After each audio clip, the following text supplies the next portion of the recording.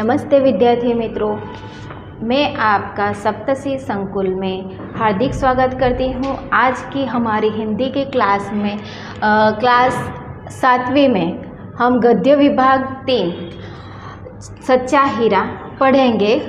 उनका काव्य प्रकार है कहानी। आप अपनी पुस्तकें निकाल दीजिए और उनको खोल के रखिए।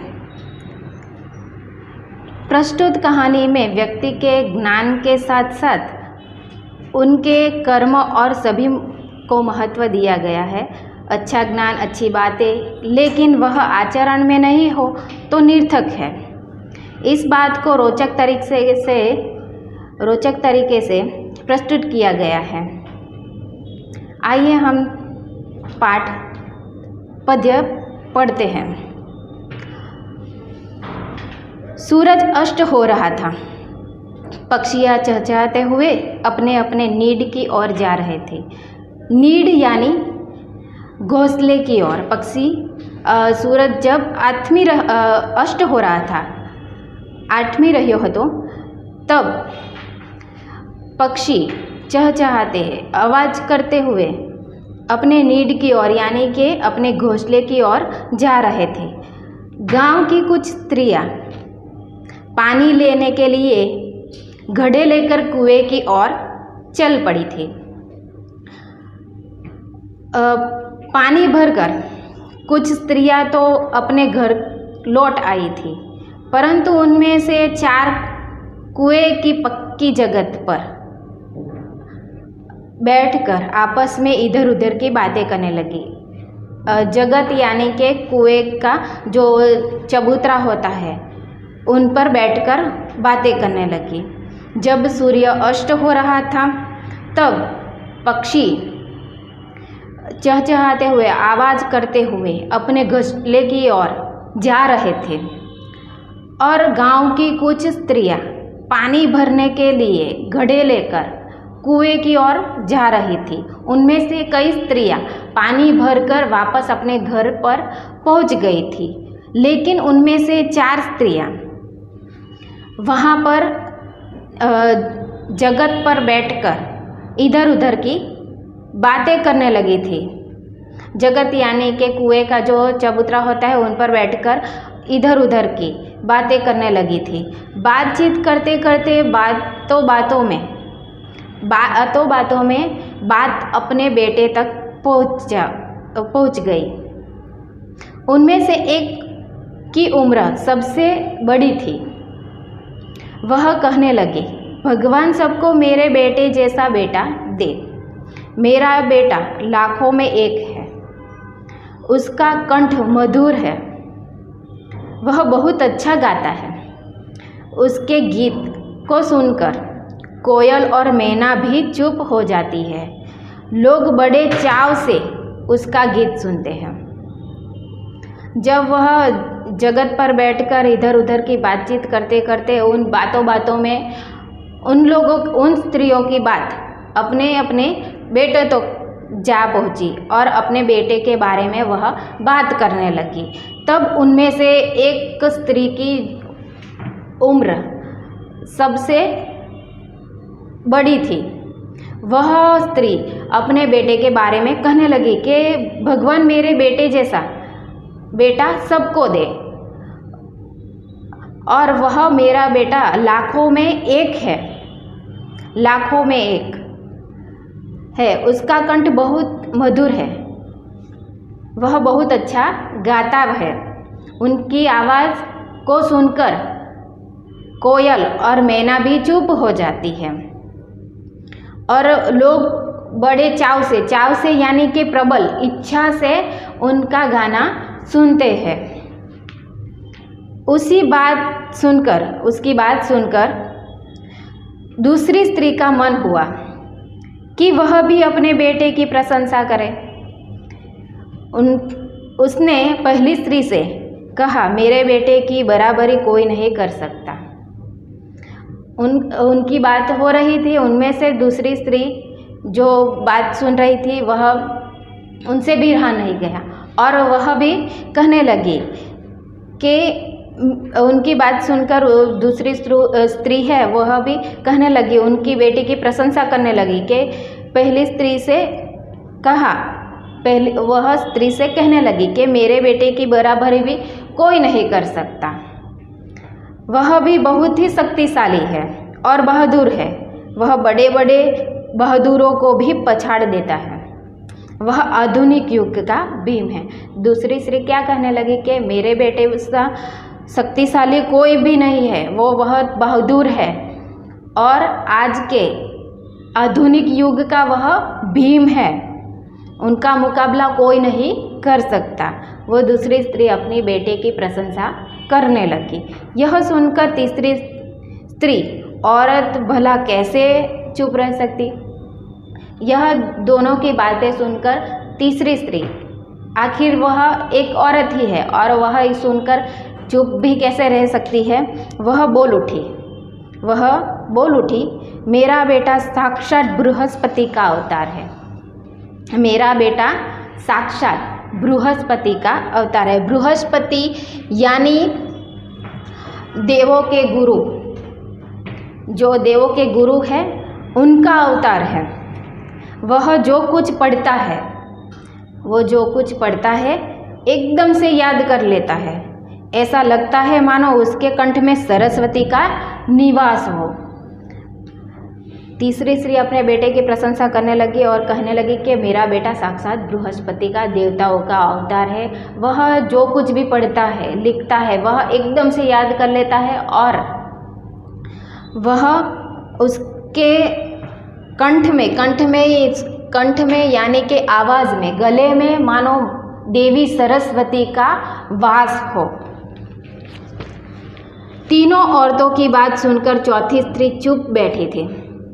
जब वह तीनों औरतें बातें कर रही थी तब वहाँ पे एक चौथी स्त्री थी, वह चुप बैठी उन तीनों की बातें सुन रही थी। उसने अपने बेटे के बारे में कुछ न कहा और वो तीनों स्त्रियों की बातें सुन रही थी, लेकिन वह अपने बेटे के बारे में कुछ बता नहीं रही थी। पहली ने उसे टोकते हुए कहा, पहली स्त्री ने उसे टोका और कहा, क्यों बहन तुम क्यों चुप हो? प्रश्न किया कि बहन तुम क्यों चुप हो, तुम भी अपने बेटे के बारे में कुछ बताओ ना। चौथी स्त्री ने बड़े ही सहज भाव से कहा, सहज यानी सरल, नम्रता से कहा। चौथी स्त्री ने जो पहली स्त्री थी उनके आग्रह करने पर उन्होंने कहा कि तुम क्यों चुप बैठी हो, तुम भी अपने बेटे के बारे में कुछ बताओ ना। तब चौथी स्त्री ने बड़े विनम्र भाव से, सहजता से कहा, मैं अपने बेटे की क्या प्रशंसा करूं, कि मैं अपने बेटे की क्या प्रशंसा करूं। वह न तो गांधर्व सा गायक है, जो देव है गांधर्व, वो उनसा गायक है, न भीम सा बलवान है, जो एक अच्छा गायक भी नहीं है, जो भीम सा शक्तिशाली बहादुर भी नहीं है, बलवान भी नहीं है, और न ही बृहस्पति सा बुद्धिमान, जो बृहस्पति भगवान देव है उनके मुकाबले उनकी बुद्धि उतनी नहीं है। तो मैं क्या प्रशंसा करूं अपने बेटे की। कुछ समय बाद जब वे सब सिर पर रख कर लौटने लगे, घड़े सिर पर रख कर लौटने लगी, तभी किसी गीत का मधुर स्वर सुनाई दे रहा था। जब कुछ समय बाद वो स्त्रियां अपने अपने सिर पर घड़े, पानी से भरा हुआ जो घड़ा होता है वह अपने सिर पर रख कर चल दे रही थी, तभी किसी के गीत की मधुर आवाज़ सुनाई पड़ी। सुनकर पहली स्त्री बोली, यह गीत जो सुनाई दे रहा था वो सुनकर पहली स्त्री क्या बोली, सुनो मेरा हीरा गा रहा है, सुनो मेरा हीरा गा रहा है। तुम लोगों ने सुना यह मेरा बेटा मधुर स्वर में गा रहा है। उसका कंठ कितना मधुर है, उनकी आवाज़ कितनी मधुर है। वह लड़का गीत गाता हुआ उसी रास्ते से निकल गया। जो लड़का गीत गाता गाता वहाँ से जो स्त्रियाँ पानी भरकर जा रही थी उनके रास्ते के सामने से है वह लड़का गीत गाता गाता वहीं से गुजर गया, चला गया। उसने अपनी माँ की ओर कोई ध्यान नहीं दिया। वह अपने मधुर गीत में इतना मग्न था कि गीत गाते गाते वहाँ से चला गया और अपने माँ की ओर उसने ध्यान नहीं दिया। इतने में दूसरी स्त्री का बेटा उधर से आता दिखाई दिया। वहाँ से उतने में थोड़ी देर जाने के बाद वहाँ से दूसरी स्त्री थी, उनका बेटा सामने से आता दिखाई दिया। दूसरी स्त्री ने उसे देखकर गर्व से बोली। दूसरी स्त्री उसको देखकर गर्व से आनंदित होकर बोली, देखो वह मेरा लाडला बेटा आ रहा है। कि देखो वह मेरा लाडला बेटा आ रहा है। शक्ति और सामर्थ्य में इसकी बराबरी कौन कर सकता है। कि देखो मेरा लाडला बेटा वह आ रहा है। शक्ति और बराबरी में मेरे बेटे का सामना कोई भी नहीं कर सकता। वह यह देखकर ही रह गई थी कि उसका बेटा भी उसकी ओर ध्यान दिए बिना ही निकल गया। कि सभी स्त्री यह देख रही थी कि उनका दूसरी स्त्री का जो लड़का था वह भी उन स्त्रियों पर ध्यान दे के बिना ही उनका ध्यान पड़ा ही नहीं और वह उधर से चला गया। वे कुछ आगे बढ़ी तो एकाएक तीसरी स्त्री का बेटा उधर से संस्कृत के श्लोकों का पाठ करता हुआ निकला। जब वे कुछ देर आगे बढ़े तब वहाँ एकाएक तीसरी स्त्री का बेटा वहाँ से संस्कृत जो श्लोक होते हैं काव्य पठन करता हुआ, श्लोकों का पठन करता हुआ वहाँ से गुजरा। उसने उच्चारण से ऐसा लग रहा था मानो उसके कंठ में साक्षात सरस्वती विराजमान हो। उसकी आवाज़ से ऐसा लग रहा था कि मानो साक्षात सरस्वती देवी उसके कंठ में आवाज़ में विराजमान हो, ऐसा लग रहा था। तीसरी स्त्री ने गदगद स्वर में तीसरी स्त्री ने क्या कहा? गदगद स्वर यानी एकदम आनंद से होकर, देखो यही है मेरी गोद का हीरा, यही है मेरे गोद का हीरा। इसे कौन बृहस्पति का अवतार नहीं कहेगा? कि क्या ये मेरा लड़का है, इसे देखो, इसे कौन नहीं भगवान बृहस्पतिનું अवतार नहीं कही। परंतु उसका बेटा भी माँ की ओर देखे बिना ही आगे बढ़ गया, किंतु वह आया और माँ के सामने देखे बिना ही वहाँ से चला गया। वह अभी थोड़ी ही दूर गया था कि चौथी स्त्री का बेटा भी अचानक उधर से आ निकला। वह तीसरी स्त्री का बेटा थोड़ी दूर ही गया था कि सामने से चौथी स्त्री का बेटा उधर से अचानक से आ पहुंचा। वह देखने में बहुत ही सीधा साधा और सरल प्रकृति का लग रहा था। वह देखने में एकदम सीधा साधा और सरल यानी नरम भाव का दिखने में लग रहा था। उसे देखकर चौथी स्त्री ने कहा, उसे देखते हुए चौथी स्त्री ने क्या कहा? बहन यही मेरा लाल है। कि बहन देखो यही मेरा लाल है। चौथी स्त्री उसके बारे में बता ही रही थी। चौथी स्त्री उसके बारे में अपने लड़के के बारे में बता ही रही थी कि उसका बेटा पास आ पहुंचा, कि वो अपने लड़के के बारे में बता ही रही थी कि उनका लड़का उनके निकट आ गया। अपनी माँ को देखकर वह रुक गया और बोला, माँ लाओ, मैं तुम्हारा गड्ढा पहुँचा दूँ।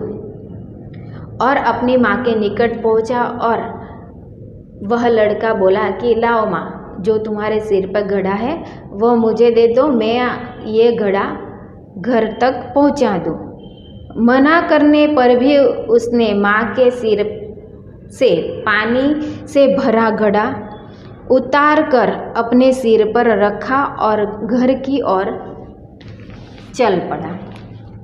उनकी माँ ने बहुत मना किया, फिर भी उनकी माँ के सिर से जो पानी भरा घड़ा था वो उतार कर अपने सिर पर रख दिया और वह अपने घर तक पहुँचा दिया। तीनों औरतें बड़े ही आश्चर्य से चौथी स्त्री के बेटे को देखती रही। तीनों स्त्री ने क्या किया, बड़ी आश्चर्य से चौथी स्त्री को देख रही थी। एक वृद्ध महिला जो बहुत देर से इन औरतों के पीछे चलती हुई इनकी बातें सुन रही थी। वहाँ ये 4 स्त्रियाँ थी, उनके अलावा एक बूढ़ी औरत भी वहाँ पे थी जो कभी से इन चारों औरतों की बातें सुन रही थी। तब वो महिला ने, वृद्ध महिला जो बहुत देर से इन औरतों की बातें सुन रही थी, पास आकर बोली, देखती क्या हो, यही सच्चा हीरा है। तो कब से वह औरतों की बातें सुन रही थी, वो बूढ़ी औरत आकर बोली कि तुम लोग क्या देख रही हो, वह जो लड़का है वह अपनी माँ का सच्चा हीरा है। यहाँ पे हमारा ये गद्य 3 समाप्त होता है। अस्तु। जय हिंद, जय भारत।